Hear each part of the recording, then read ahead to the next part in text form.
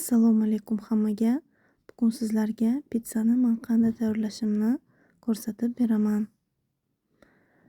Xamir uchun kerakli bo'lgan mahsulotlarni ekranda yozib qoldiraman. Bismillahirrohmanirrohim deb ishimizni boshlaymiz. Mana bu ko'rinishda xamir oldim. Bu xamirni 2 soatga dam oldiramiz. 2 soat o'tgach xamirimiz yaxshi ko'tariladi. Bu xamirni teng 2 ga bo'lib olaman.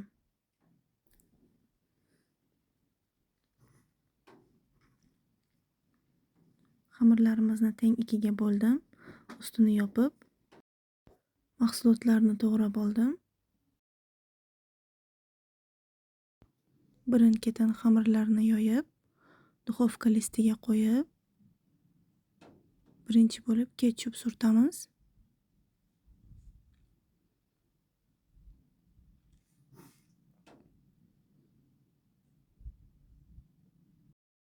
Qolgan mahsulotlarni birin-ketinlikda ustidan terib chiqamiz.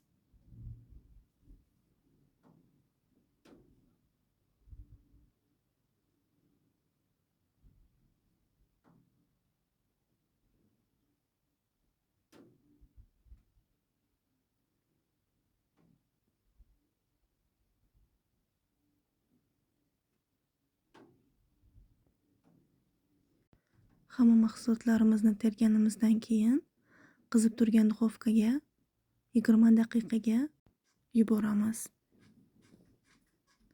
20 daqiqadan keyin listni olib, ustiga sirni chorkadan chiqarib, yana 5 daqiqaga duxovkaga yuboramiz. Pizzamiz tayyor. E'tiboringiz uchun rahmat. Xayr, salomat bo'ling.